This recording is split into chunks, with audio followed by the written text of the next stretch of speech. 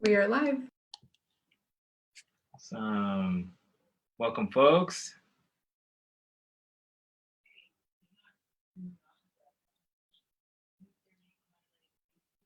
Hello, everybody. Welcome, welcome.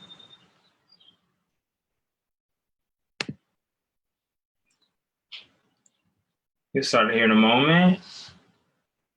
Wait for more folks to join us. Do you want the audio muted? Do you want us muted? Yes, please. I'd appreciate that. Hello, welcome.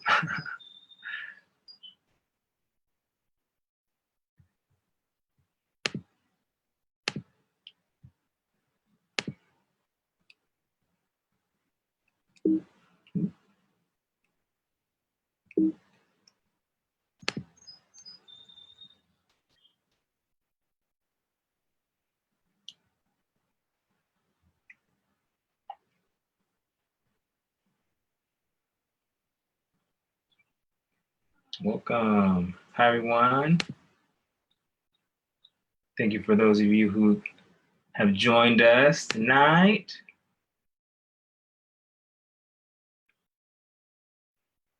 Folks, seeing some of your wonderful profiles. Hey, friends.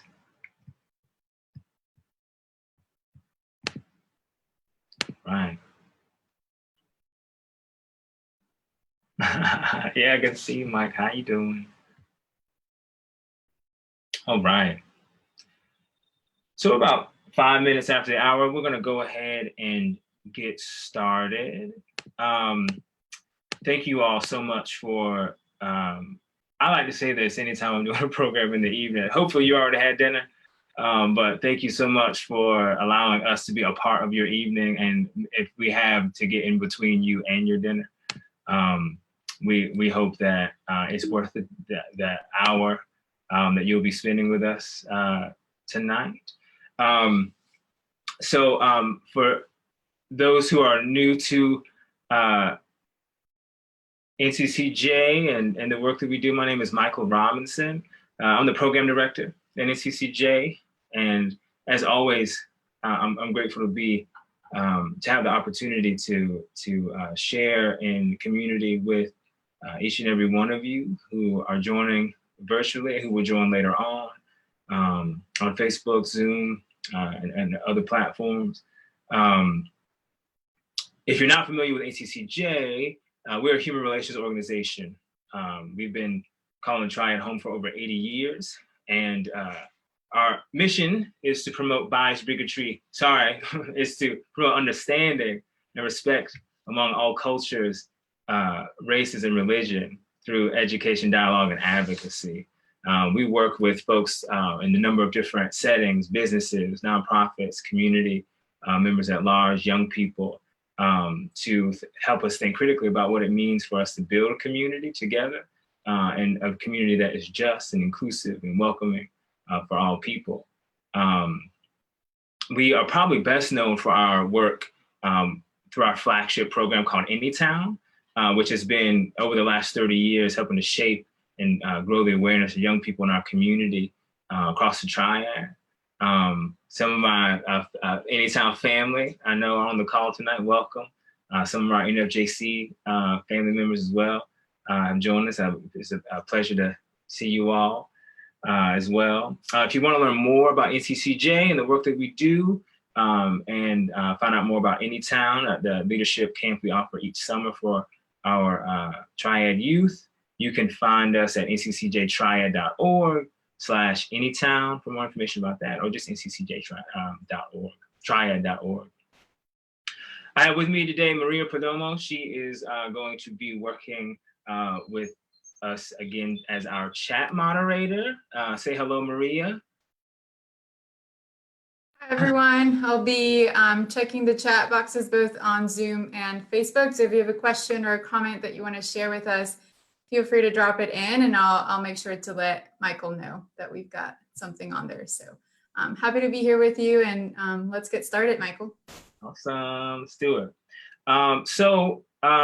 As I mentioned this in the first session, but for those who are joining us for the first time, as COVID-19 began to impact our community, NCCJ as an organization started to think about, how do we stay true to our mission of providing programming that is educational, helps raise people awareness about things like bias and how bias impacts our ability to create inclusive community, but addresses what we're experiencing in the present as we navigate an uncertainty of the future that we are facing through the COVID-19 pandemic.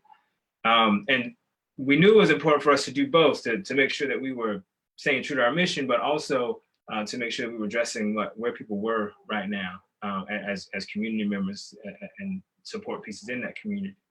And so in that, we've created this something new, this series. It's a 3-part series. This is part 2. The last piece will be next week, Tuesday at 12 noon, May the 5th, on Facebook Live. And this whole series is geared towards having us think about a few things. How can we better understand how the current moment is impacting how we feel, how those feelings influence our actions, and also provides us ways to think about how we can sustain and maintain a sense of compassion that we need in order to foster strong, welcoming, and inclusive communities. And so we hope that you all join us. Thank you again for joining us this week. We hope that you join us next week as we continue that conversation around what it means for us what can we learn from the past, what can we learn from each other so that we can continue that growth. Before we start any program with ACCJ, we begin with these operating assumptions. These are things that we keep in mind of everyone, all of our participants, and we hope that you keep in mind for us as well as we go through this experience tonight. One is that we're all good people. We believe that we all have a responsibility to build safe, welcoming, and inclusive communities. And lastly, we all have something to offer, and we have something to learn. This has been a learning experience, I think, for all of us, and I hope that we are learning to embrace that. It can be difficult to be a learner if you haven't been thought of yourself as a learner in the but this is a great opportunity for us to lean into that and understand that it's going to be difficult, but together we can make a way. Some things we're not here to do. We're not here to change you or your cultural or personal beliefs. Not here to place shame, blame, or guilt. But we are here to help you all think critically about what it takes to sustain and maintain an inclusive community. So the first session that we worked on, or we talked about last week, we focused on uncertainty, how our brains process uncertainty, how that activates our biases, and how we can use mindfulness as a way for us to slow down, process what's happening, and make decisions that align our practices and values. This week, we're going to be focusing on the power of language. We're going to explore how language impacts how we think and feel, how those thoughts and feelings impact our actions like we did last week. And then we're going to talk about some ways we can stay true to our values and address biased language. As we see things occurring, related to our COVID-19 situation that we're in currently, that I think gives us some material to help think about how we stay true to our bias. So how do we mitigate and work through those? So before we jump into the material, I wanted to do a quick check-in. If you could, in your chat box, either on Facebook or in the chat here on Zoom, if you could use one word or a short phrase that describes how you're feeling right now, just drop that into the chat box. I'm going to see how folks are doing.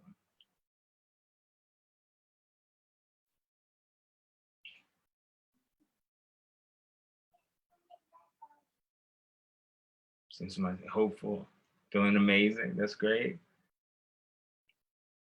Getting over grief. Weary. Yeah, we just focus on today. Yeah. Over tomorrow will be better. Skeptical, resilient. relaxed. Beautiful. Shook. Feel you. So that We was got aware and tired over on Facebook. we're done. Someone said done. Right. It's been a long day. It's a lot of time, you know. I appreciate you all. Appreciate you all sharing that. And this is something that, you know, we listened to. We mentioned in a couple of things that we love Brene Brown at our office, and her podcast, Unlocking Us, is something I've been listening to off and on. And she mentioned something in a cast a couple of weeks ago that made me think. You know, she said we're kind of in this space in the process of dealing with the change that we're in. That we're kind of weird. Like we're weary. You know, we've spent a lot of time preparing, and now we're in it, and there's still a sort of like uncertainty. Let me see if I can get somebody's asking me to go back. Is this what you're referring to, Liv? And so one of the things that we wanted to keep in mind as we thought about this, you know, as we were designing the series, is how do we, like I said, address that weariness, like where we are currently, and then at the same time think about, okay, what are we seeing that doesn't fit our values? You know, one of the things that when we were designing this originally, we thought about was, you know, there's a lot of ugliness happening, and the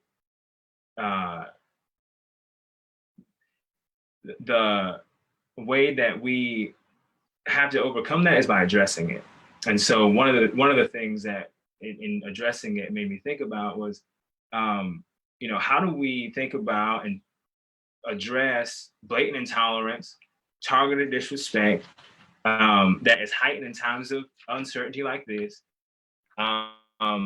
and be aware and check our own values that are fueling this, right? So tonight we're going to pause to look at whether what we preach comes into practice when it matters the most, and how we can avoid what we call personal mission drift and stand up for our values in the face of uncertainty, right? So we're just keeping that theme of how does language impact that, right? So let's jump in and get started. So we're going to be talking about first the language and humanity. Then we're going to focus on language and bias. How does language trigger our biases? And then focus on some things that we can do to address biased language in ourselves and in others. So I'm going to start off by displaying a list of words. And as I do so, I'd like you to just think about how they make you feel. Okay, so just think about how each of these words makes you feel. Okay. Me, you, them, mom, hug, push, love, hate, disease, healthy, sick, healed. Now, you don't have to be a linguistics expert to understand that words have power and they have the ability to impact our emotions and actions. Nelson Mandela, is former freedom fighter and South African president, once said, if you talk to a man in a language he understands, that goes to his head. If you talk to him in his own language, that goes to his heart. It's a great quote, but why is that exactly? Language and the symbols and labels that we apply to objects to find our reality, literally. Without words, symbols, and signs, we wouldn't be able to communicate ideas, keep track of and categorize our surroundings, or convey the concept of time. We would be like the characters in 100 Years of Solitude, whose new home, Macondo, was so recent that in order to indicate many things, it was necessary to point. There are over 7,000 languages spoken around the world, and humans are the only species on the planet that use language as a form of communication. And scholars believe that this is because of one thing: survival.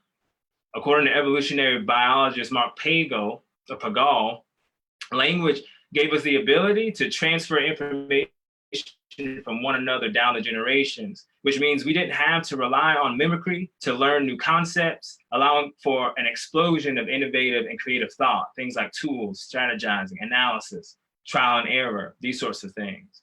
And because language serves as a placeholder for actual objects and locations, things like that, we could tell somebody how to do something through speech, signs, and symbols, which meant that it could be replicated at a speed that other species couldn't match, and allowed us to be able to learn to adapt to just about every environment on the planet.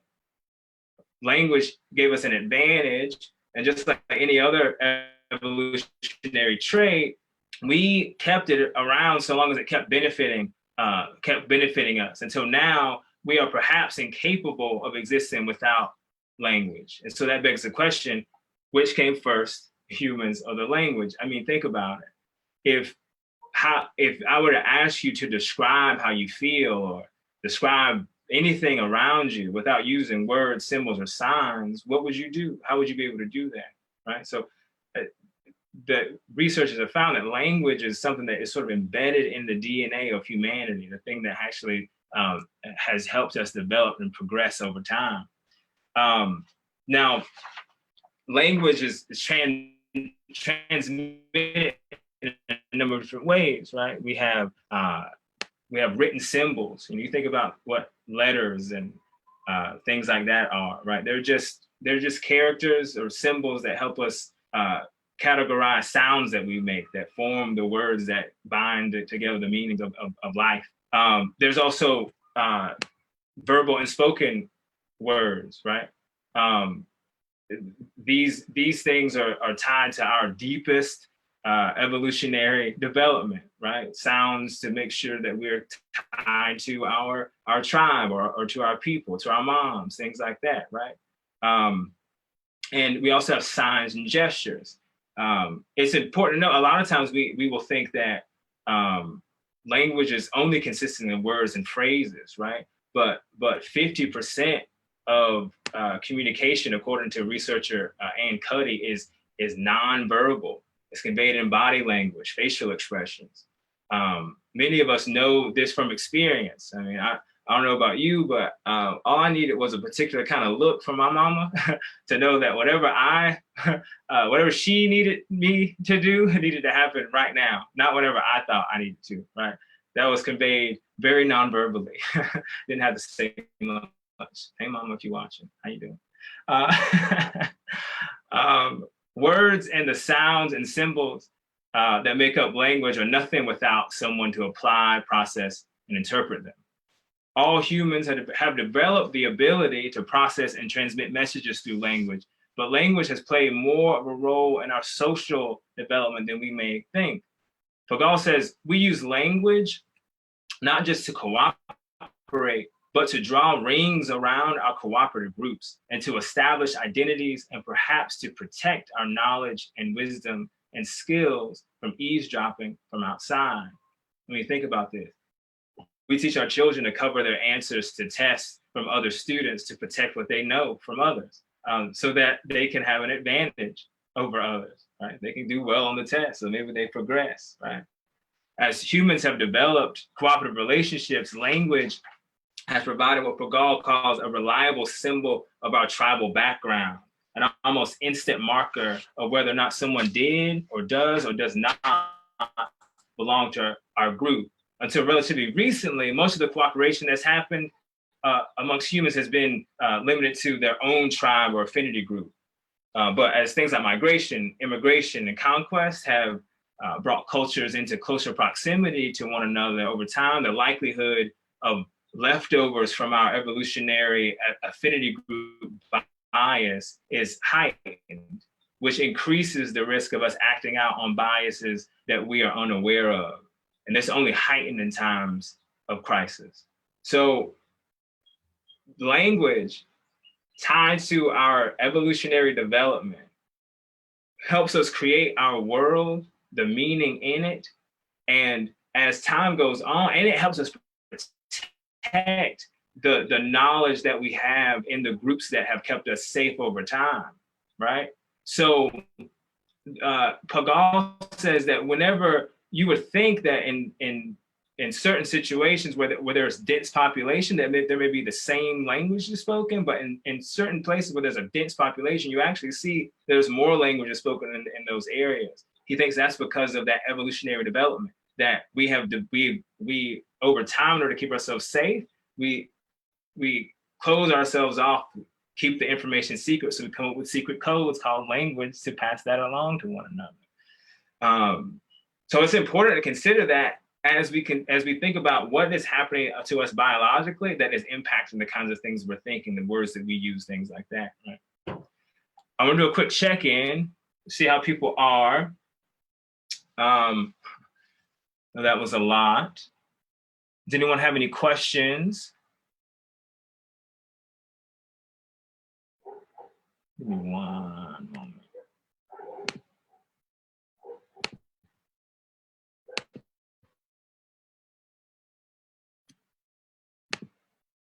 All right.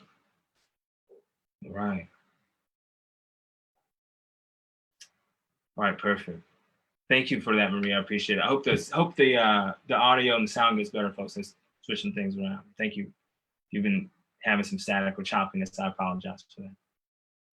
Okay, so language is tied directly to our development as humans. Okay, so how does it impact our bias? So it's not just, language is not just tied up in how we cooperate, right?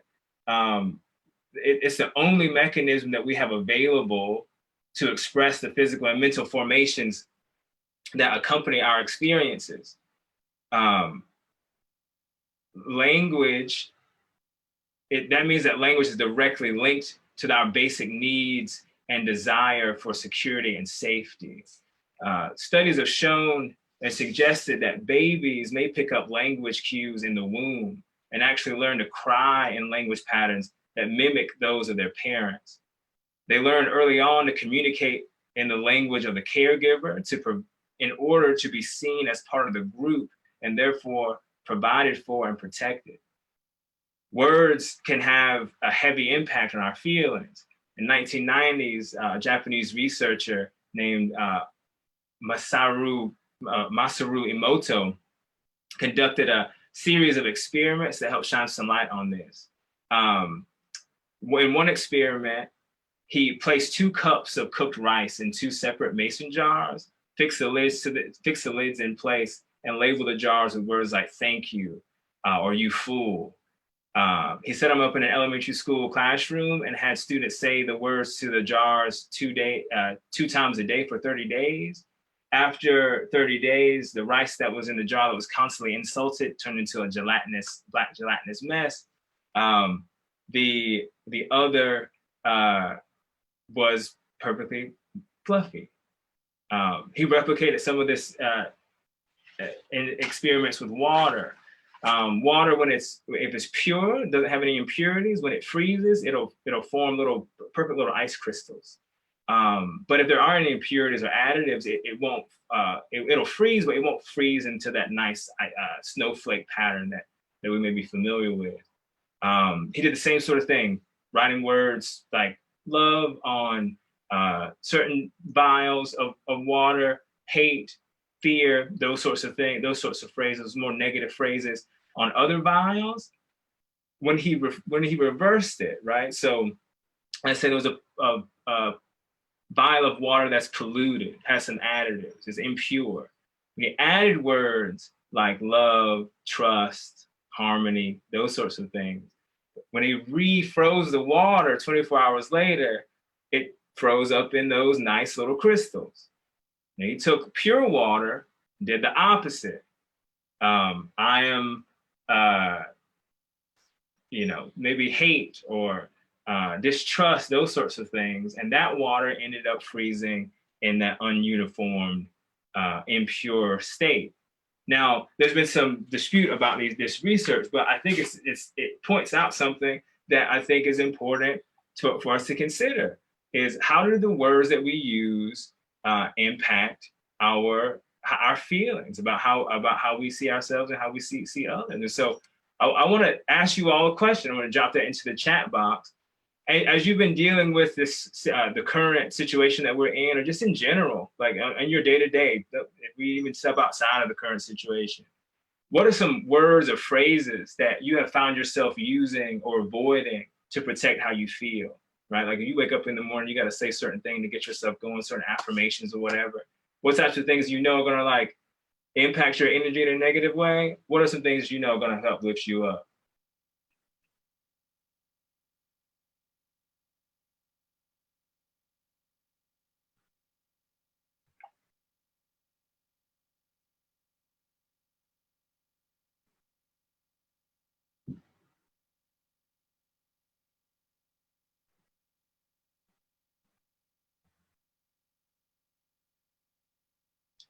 I'm blessed. I see one. I'm blessed.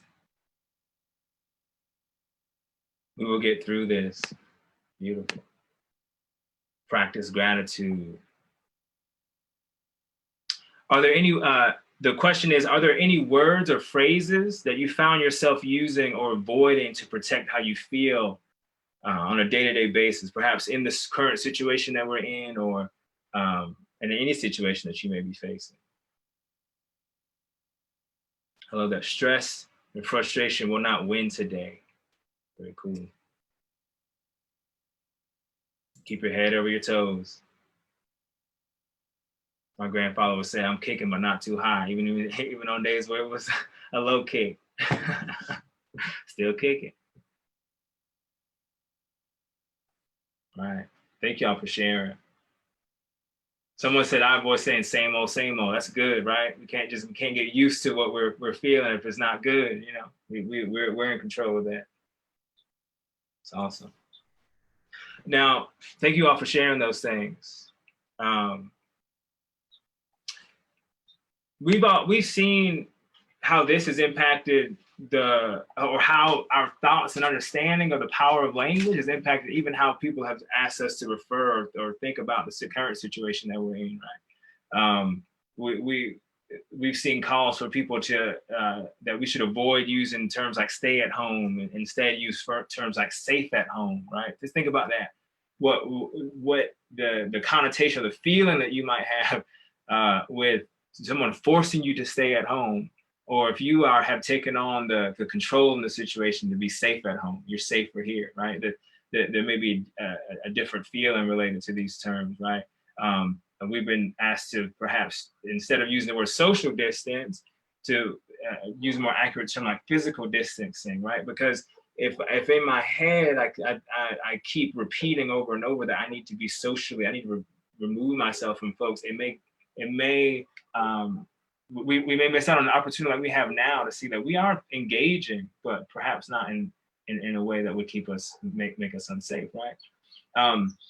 This idea of how words impact how we see things, how we shape our reality, is something that was taken into heavy consideration in the creation of the name of the virus COVID-19 by the World Health Organization. There's been a long history of diseases being given names that associate them with the location of where the first reported incidents of the disease occurred. For instance, many people are familiar with the Ebola virus. The Ebola virus got its popular name from a river near the village of in the modern nation of Democratic Republic of Congo, formerly Zaire. Where US and European scientists identified that pathogen for the first time. Now you think that what's the problem with that, right? It makes a lot of sense. Why not call it the name of the place that we found it? But remember, language developed as a survival mechanism. And although we've certainly stretched its purpose to include things like capturing artful ideas like singing, poetry and things like this, casual conversations that we don't even think about the fact that, you know, we just think the words that we are using are the words that we use, the phrases, the symbols, those sorts of things are just there. We take them for granted. But that doesn't mean that it's that language has stopped in functioning in its primary purpose, which is to keep us safe and help us identify who is in our in-group, right? That's the basic function of language. So it doesn't take very long for our brain to create associations, which it will use to base all future responses on. And so the words, because words are the tools we use to make meaning of the world, it doesn't take much to see that once we've made a particular association, it's going to be difficult for us to break them. And so if we're not careful, for instance, about how we refer to what this disease is, like the World Health Organization did, to call it something that would not be linked to this history, because of the associations that we could have if we name it by place. And we've seen some of that play out in the public sphere. It can have really detrimental consequences. Tying a disease to a particular location is rife with issues, right? It begins to create an association between a disease and particular people. That means that it may cause folks who don't think that they're in that group to downplay their own risk for contracting the illness. And it activates our bias against folks that we fear or perceive to belong to other groups, right? So that's that thing that's embedded in there that's being triggered by the language. Researchers at the New York University say that, like we talked about last time, there are two things that happen when we're under threat, right? Our amygdala, part of our brain, fires up and gets us ready to freeze so we can do fight or flight, right? We stop, we stare, we prepare for what we need to do. The second thing that's activated is a part of the brain called the insula. And it actually is what generates our deep gut revulsion reactions, okay? Now, I want you to think about what that means. So, I don't know. So here's a question. What are some ways that we might verbally or non-verbally communicate that we dislike someone or something that they've done, right? So I'll put it like this. For me, my face will tell the tale before my words, right? You think about it, right? I heard somebody say we might sneer our nose, right? You taste something that doesn't taste very well, you scrunch up your nose. You see something that you don't like somebody doing, you know, you might roll your eyes and see somebody saying roll their eyes. Yeah. Frown, roll our eyes, eyebrow raise, right? There are these, remember again, and Cuddy says, right? 50% of language is being conferred through those nonverbal cues. You ever be in a situation where somebody's like, how you doing? It's like, I'm good. And you know, that body language is telling you I am not good, right? Okay. So that is something, again, that is natural. It's embedded in our DNA. I mentioned last time that our behavioral immune system is kicking in there in situations like this, especially whenever we sense that disease is imminent, or that we may contract disease or infection. That behavioral immune system kicks in and makes us react in a certain way. We spit it out. We turn our face up. Same thing is happening because when we have words that our brain associates with, because again, words are the way that we understand the world, create meaning in it, you know. And so we can take the word and have a similar reaction, even if we're not having a direct experience. One study found that people who were more worried about getting sick are more likely to associate foreign groups with danger and have more hostile attitudes toward foreign immigrant groups. In another study, Canadians who were shown images of infectious diseases were less likely to support immigrants from countries they weren't familiar with, like Mongolia, than were those who saw images of other kinds of threats like car accidents. So what that means is that it isn't just threat that raises this feeling of xenophobia or this or triggers this in-group affinity group bias that we talked about last time. It is when disease is evident, like when we're in the situation that we're in currently, that we have to be even more aware of that, because our brain is helping us mitigate those situations. Now, we mentioned earlier that as the threat of COVID-19 has found its way into our communities, that we've seen upticks in xenophobic behavior related to folks perceived to be from countries where the virus originated, quote unquote. Remember the danger in connecting places to the disease. Aside from the fact that the label can't accurately convey that information, we can't know where it started or where it originated, not being careful about that language and just letting it go triggers and spurs our already natural and conditioned tendency toward isolation and defensiveness. Remember, for the most of our time as humans together, we've been in small groups.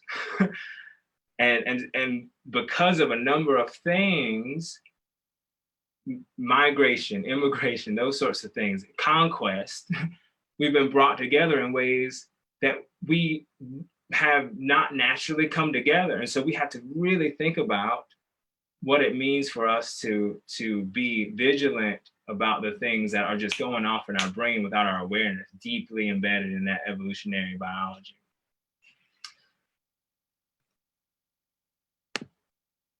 So before I move to the next section, I want to pause here, see if we have any questions or any thoughts, any comments from the chat box.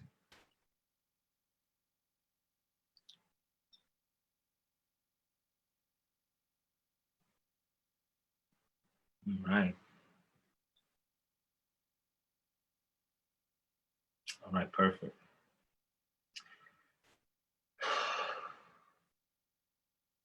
So what are we gonna do, y'all? Can we do anything? Yes, of course we can. Why else would we be doing this if we couldn't do anything about it? So we're gonna transition into the next section of thinking about what are some things that we can do personally to help address ourselves, and also what can we do to help keep ourselves accountable, hold other people in our community accountable for things we see happening online or in person, whenever that do not align with the way that we feel our community should be fostering a sense of, togetherness that does not go along with that. One of the first things we have to do is show ourselves and give ourselves grace. Now, I know that might seem counterintuitive, but research shows that the way that we get or help people to change is not by berating them with facts and figures or constantly correcting them about how we think things should be going or how they should be acting. And this goes for us too. Often we don't extend ourselves the same grace or the same benefit of the doubt because we feel like we should know better. But we don't know what we don't know. And when we actually remember that it's the wiring in our brain that is trying to help us in situations that we really have to be fighting against, or that we have to be aware of, not necessarily fighting against. I don't want to make it seem like we have to be fighting ourselves. In fact, the idea is that we need to be embracing ourselves and who we are fully. And in order to embrace ourselves fully, that's when you give yourself grace, because you realize that the things that you might not like about yourself are still you. So you got to work on them. If you want to be better, if you want to see your world better, you got to work on yourself. You can't beat yourself up. If you beat yourself up, you won't want to go work on it.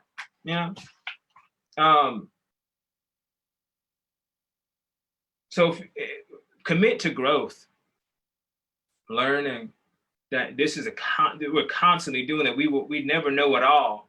And so this is a way to help make sure that if you drift off a little bit, like I like to use this term, personal mission drift, right? So I say I'm this person, I'm this kind of person. And sometimes I don't necessarily, not always on that path, right?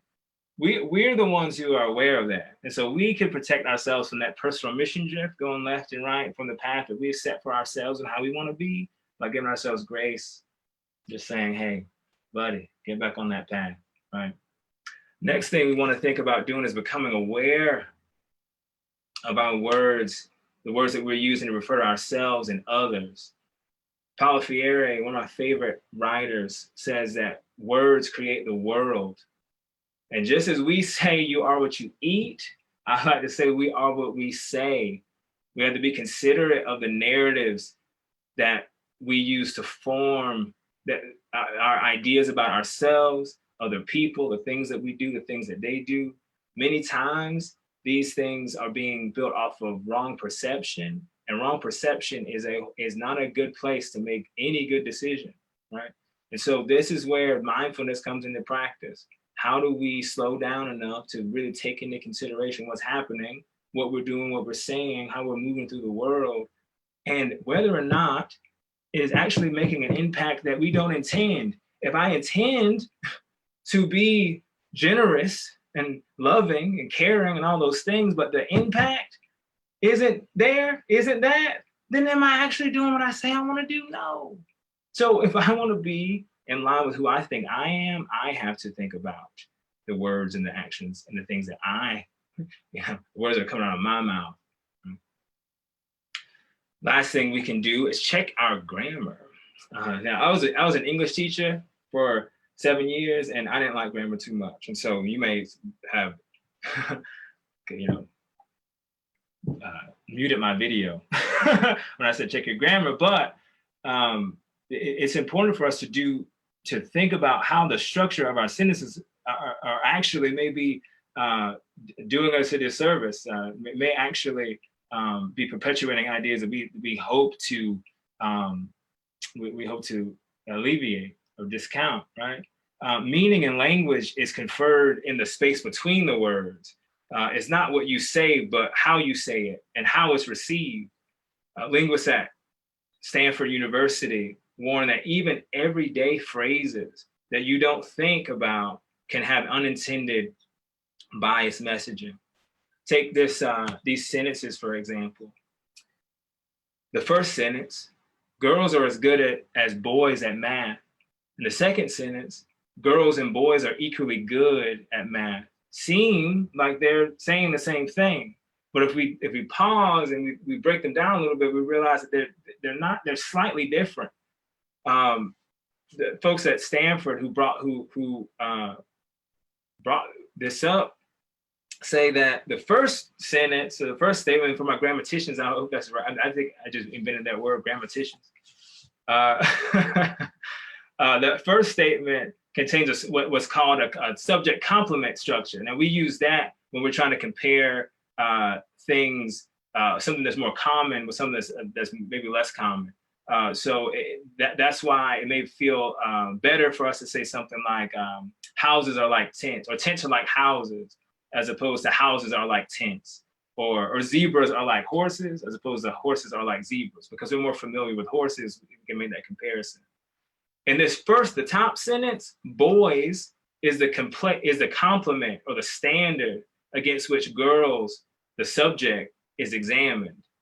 That second sentence has a subject-subject structure, which puts girls and boys in the same position in the sentence. Girls and boys are equally good at math, right? It doesn't assume that one's the standard that the other person is leading up to. It's really insidious.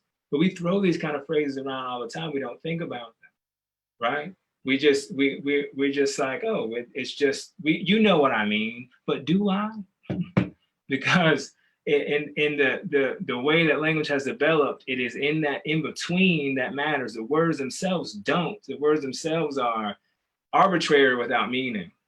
They mean nothing if you don't know how to put the code together. So whatever I'm receiving is what is going to impact me. And so we have to be cognizant of that whenever we're thinking about how we wish to be personally in these moments, okay? Because those subtleties matter. Now, yes, it's certainly important for us to focus on other people, ourselves, but we also have to sometimes focus on others and stand up whenever we see things that we see, happening online or elsewhere that might be biased, right? But it's not always easy,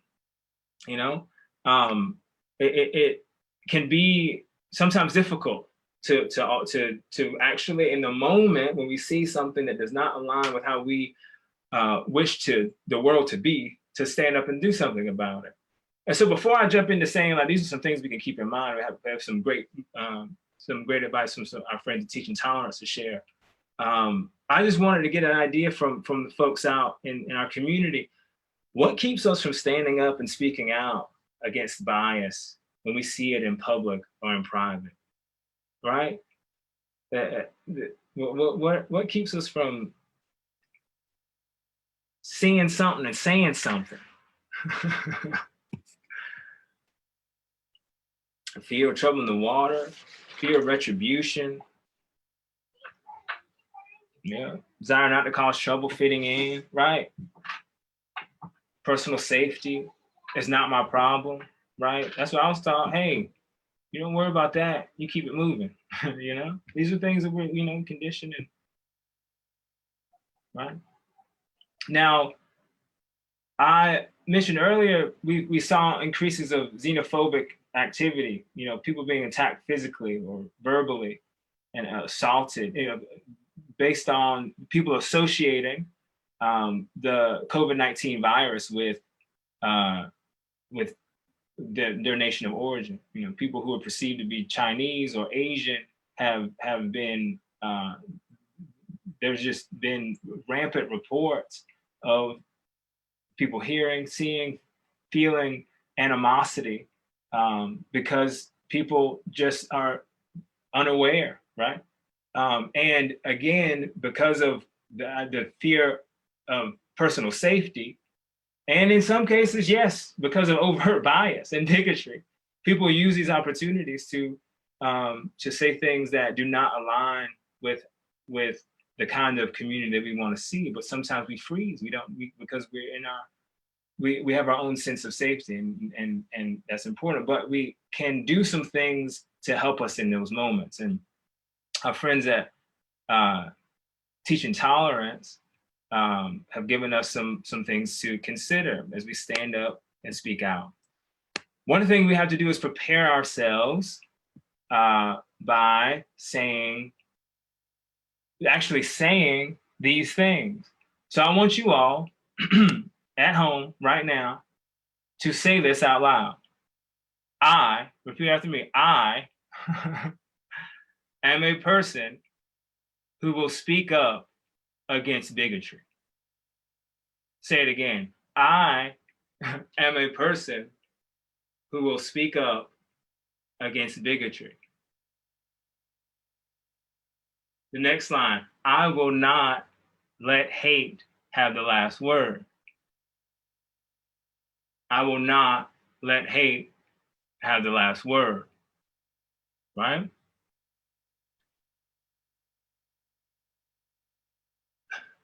Our brains pick up on patterns. And the more we repeat certain things, like I said, we become those things, right? So prepare yourself by repeating these things, just like you repeat those other mantras, those ideas to keep yourself focused on the day, not just saying it's the same old, saying, I'm blessed, whatever it is, say these things. I'm somebody who speaks up against bigotry. So when you're in that moment, you know what? I'm somebody who speaks up against bigotry. Now develop ready responses, things that you could say in the moment that are just right in your back pocket. Phrases like, that offends me. I don't find that funny. I'm surprised to hear you say that. I like this last one because a lot of times when we prepare for moments like this, we're thinking about like the stereotypical big bully person on the bus or, in the workspace or something like this that we're going to have to finally face. But oftentimes it's not the big bad bully that we have to face. It's our mamas and our siblings and our friends that have said things that do not align with how we see the world. And because we have that fear of being kicked out of the in-group, we don't say anything because we want to make sure that we still belong, right? But remember, they want to be a part of the in-group too. So if you're saying, hey, this is not how, that offends me, I don't think that's funny. Even if they scoff at you, I bet in the back of their mind, they're thinking, don't I want to be in? Might I need to change some things? And the thing is that the goal isn't necessarily to change other people, right? We work on ourselves first. But the more that we start to express verbally and physically and through our messaging, our words, our written, spoken, or signed, that this is not the kind of community that I want to be in, the more hopefully we see other people stand up and say, yes, yes, yes, yes, I agree. Questions that we might ask also to mitigate this are, what do you mean by that? Why would you say something like that? What point are you trying to make? What point are you trying to make by saying that? Right? You get started. Maybe you start rolling. Right? Maybe you have a whole conversation. You're interrogating somebody. Maybe you don't interrogate people. Right? You don't want to make them turn them off. But we want to open up the avenue for conversation, because again, we want to really know, hey, you're a part of my community. What makes you think that's funny? Because I need to know. Help me understand. Because I'm part of the community too, right? So we can work on, we have to be more, I think, willing to put ourselves on the line in those situations. But it's important for us to make sure that we are keeping our own safety and assessing our own safety as well, right? There may be situations where it is not safe for us to say what we think, but we, and even in this, even with the mantra, even with the buildup, we may feel like, I just couldn't do it. Again, show yourself grace. Ask somebody, hey, maybe there's somebody else you can talk to help you with that situation. Help you think of ways that you can handle it the next time. Don't give up on yourself. That's the key. And don't think that somebody else will do it. Right? We can't pass it along to somebody else, because that phrase, we are who we've been waiting for. We've been waiting on you to stand up, not somebody else. So build it up. It's not to play shame, blame, or guilt. If you felt that, I've done it. We've all been there. But these are things that we can keep in mind in our back pocket for when we do face those things, to at least have them ready, so that when we do engage in that unknown, we can be ready for that. We won't be so worried about coming up with an answer. We can think about what we do next, right? When we open up that opportunity.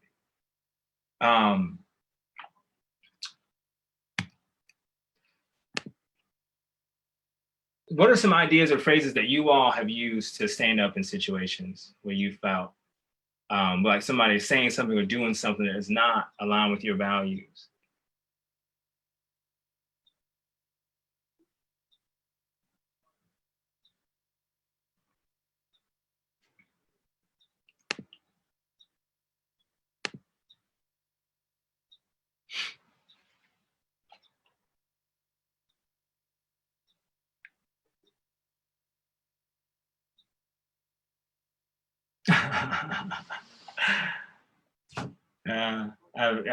Karen in the chat box and on Zoom among friends. Now you know you're wrong, right?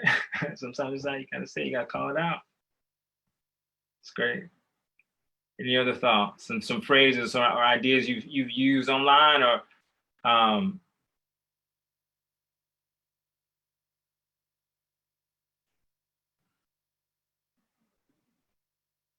how would you feel if someone said that to you or about you?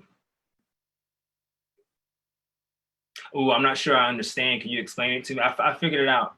I was like, I'm gonna see if how can I explain it, but I see what you mean. I'm not sure I understand. How can you explain it? I love that, right? Playing. That's great. These are all great phrases, and we're gonna use. We're gonna add them to our lexicon, to our list of things that we can do. Because this is a community effort. Like I said in the beginning, we don't have all the answers, and so I'm grateful for the suggestions that we've gotten here on the chat box.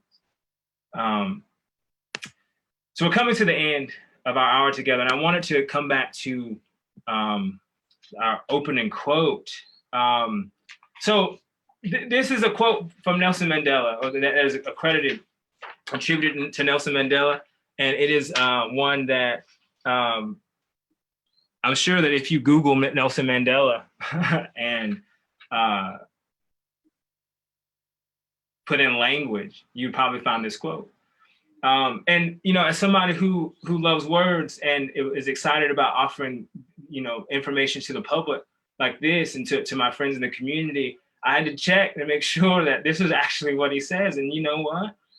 Because we do this all the time, right? Words inspire us. Words trigger emotions in us and get us to move in ways that we don't necessarily do. And we see these words and we say, yes, it's how I see the world. That is my reality too. And that's what I aspire to.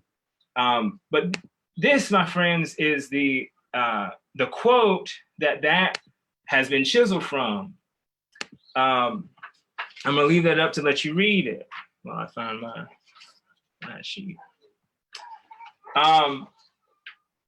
Because when you speak a language, English, well, many people understand you, including Afrikaners. But when you speak Afrikaans, you go straight to their hearts. Now, why is this distinction important? It seems like those quotes are the same, but it's important to recognize the difference here, because Nelson Mandela is, what he's saying is that in order to speak truth to power, we have to understand that language, the language of power. That means that those of us that have social capital and power have to be aware and mindful for when our voices or their voices are dominating a space and blocking the airtime for those who have other things to say about the reality of what our community is experiencing. It means that we have to do more than be aware of our privilege. Language and it is a privilege in certain instances. If we were born into a particular nation that speaks a particular language, we are born into a privilege of the understanding of the codes of that language. And so we have to think about not to just be aware that we have those kinds of privileges, but we must leverage them. We have to analyze them and ensure that those other folks who may not be always included in that whole, not just have a space, but can define what that space looks like in their own way, on their own terms. It means putting ourselves in the line when we know that we have status and we have clout and that we can do so. We have to guard against our natural tendencies to see those we don't recognize as familiar as the other, because these words will do more to hinder real compassion and love necessary to foster the peace we wish to see in the world. You all, language has power. And so it's important for us to be conscious of the language that we use and to frame the world that is present and the one that we want to see in the future. Because as I said, that Paulo Freire says, the word is the world. And so we have to guard against and be vigilant about the words that we say, because they hold power. I am honored to have the opportunity to be with you all tonight, and grateful as always to be in community with folks online, Facebook, in this world where we are in a space where we can think critically about who we are and who we want to be, because when we come out of this, the world's not waiting for us, it's right here. And so whatever we are fostering and creating right now is what we will see at the end of this uncertain time. So thank you for your time. We are a little bit over, but I wanted to ask if there's any questions from the chat box, any comments before we say goodbye.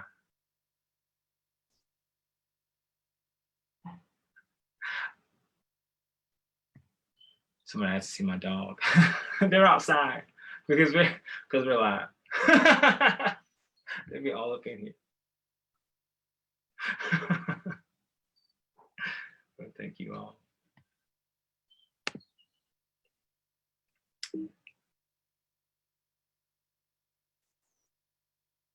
Thank you all so much. Next time I'll bring my dogs in, Libby.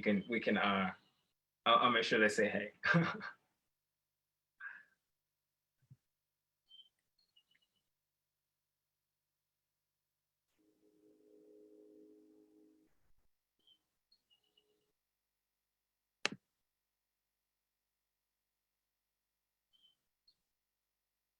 Thank you all. Thank you. Thank y'all very much.